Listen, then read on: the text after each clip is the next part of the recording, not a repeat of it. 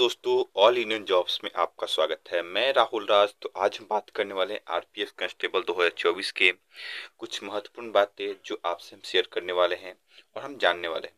तो सबसे पहले हम बात करेंगे सिलेक्शन प्रोसेस क्या है, निगेटिव मार्किंग में कितना नंबर कटेगा, कितना बाई कितना आपका निगेटिव मार्किंग रखा गया है, एग्जाम पैटर्न क्या है, एग्जाम सिलेबस क्या है, मतलब किस किस प्रक्रियाओं से आपको सिलेबस में पूछे जाएंगे क्वेश्चन, किस चैप्टर से पूछे जाएंगे, इसके रिगार्डिंग बात करने वाले हैं। तो फ्रेंड, अगर आपको वीडियो अच्छा लगे तो लाइक कर दीजिएगा और साथ ही एक कमेंट सेक्शन में जय हिंद जरूर लिखिएगा। आइए वीडियो को शुरू करते हैं। वाले हैं आपको भर्ती की लेकर कुछ इंपॉर्टेंट बात कर लेते हैं, उसके बाद आगे चलते हैं। ये भर्ती निकाय आपका रेलवे मंत्रालय के अंतर्गत जिसके आरपीएफ की भर्ती होती है, ठीक है। ये रेलवे सुरक्षा बल यानी आरपीएफ की ये भर्ती है। ये पद का नाम आरपीएफ कांस्टेबल होता है। ठीक, नेक्स्ट चलते हैं इसकी पद में आपको बता दूं 2000 आपका पोस्ट आ चुका है। यहाँ पे कितना 2000 2000 पदों पर यह भर्ती होगी। इसकी आपका जो सिलेक्शन प्रोसेस है आपका ऑल इंडिया बेसिस होगा, यानी राष्ट्रीय स्तर पर। ठीक है, ये नहीं कि आपका राज्य कटअप होगा, ये नहीं होगा। आपका परीक्षा भी क्या होगा, ऑनलाइन होगा। ठीक है, परीक्षा में आपका 90 मिनट समय मिलने वाला है। प्रत्येक क्वेश्चन 1 मार्क्स का है। निगेटिव मार्किंग 1/3 रखा गया है। ठीक है, आगे चलते हैं, जल्दी जल्दी बात करते हैं सारे प्रोसेस को। आपका सिलेक्शन प्रोसेस यानी चयन की प्रक्रिया जो रखा है किस प्रकार का है। सबसे पहले आपका कंप्यूटर आधारित टेस्ट होगा, ठीक है, यानी आपका ऑनलाइन एग्जाम होगा। दूसरी बात की बात कर ले, उसके बाद आपका शारीरिक मापदंड होगा, यानी उसके बाद आपका फिजिकल्स होगा। ठीक है, फिजिकल्स के दिन ही आपका डॉक्यूमेंट्स वेरीफाई भी होगा। ठीक है, मैं एक अलग वीडियो लेकर आऊंगा जिसमें आपको बात करेंगे कि क्या क्या डॉक्यूमेंट्स आपको लगने वाले हैं। ठीक है, तो चलिए आगे चलते हैं, दूसरी बात कर ले।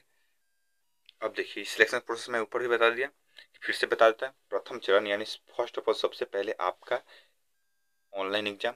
दूसरी चरण यानी सेकेंड बार क्या होगा, आपका फिजिकल्स होगा। तृतीय चरण यानी आपका डॉक्यूमेंट्स सत्यापन होगा, यानी डॉक्यूमेंट्स वेरीफाई किया जाएगा। उसके बाद मेडिकल होगा, फिर आपका फाइनल सिलेक्शन होगा। ठीक है, चलिए आगे चलते हैं। जैसे हम आगे आएंगे तो अब एग्जाम पैटर्न के बारे में जान लेते हैं। तो सबसे पहले कि हम बात करेंगे तो इसमें आपको 35 करके क्वेश्चन रहेंगे दो, जिसमें से आपका रीजनिंग के 35 क्वेश्चन रहने वाले हैं। ठीक है, रीजनिंग के 35 क्वेश्चन, 35 अंक का टोटल समय अवधि आपको मैं बता चुका हूँ कि आपका 90 मिनट रखा गया है। ठीक है, आगे चलते हैं। और फिर आपका समान बुद्धि और तर्क से आपका 35 क्वेश्चन रहने वाला है।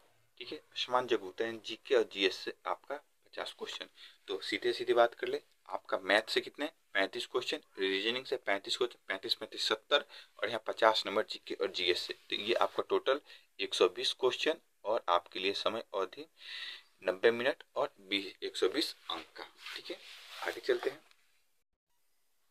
आगे जैसे हम आएंगे तो आपको दिखा दे अब आरपीएफ के जो किस किस चैप्टर से क्वेश्चन पूछे जाएंगे मैथ के, इसके रिगार्डिंग हम बात कर ले। अगर आप यहाँ ध्यान से दिखेंगे तो आपको मैं थोड़ा दिख जाएगा।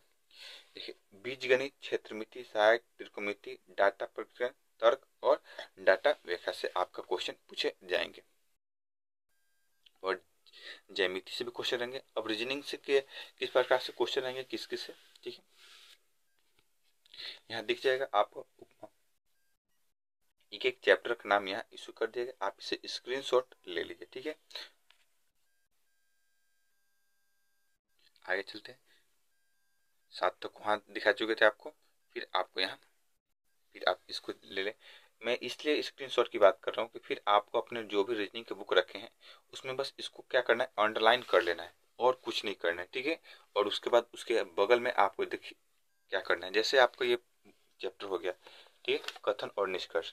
ठीक है, इसके आगे अंडरलाइन करके यहाँ इस तरह आपको करके बस वहाँ आरपीएफ लिख देना है और कुछ नहीं करना है।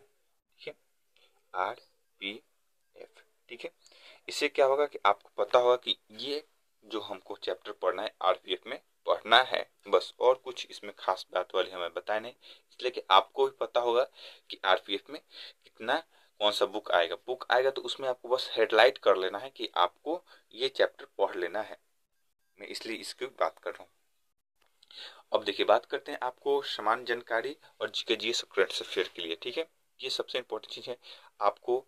जो आपको देखिए सबसे पहले बात की है सामाजिक, यानी आपके आसपास के जो घटनाएं ये करंट अफेयर में पूछे जाएंगे। समान ज्ञान यानी आपको जीके जीएस से जो क्वेश्चन रहेंगे वो आपको ज़्यादा इसका लेवल हाई नहीं जाना चाहिए, ठीक है क्वेश्चन की।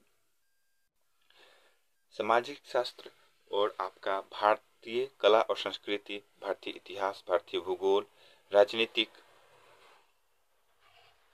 से आपके क्वेश्चन। अब कुछ बात करते हैं शारीरिक मापदंड के लिए, ठीक है, जिसमें आपको मैं एक शॉर्ट्स वीडियो में भी इसको बता चुका हूं आपको कि क्या रहने वाला है, ठीक है।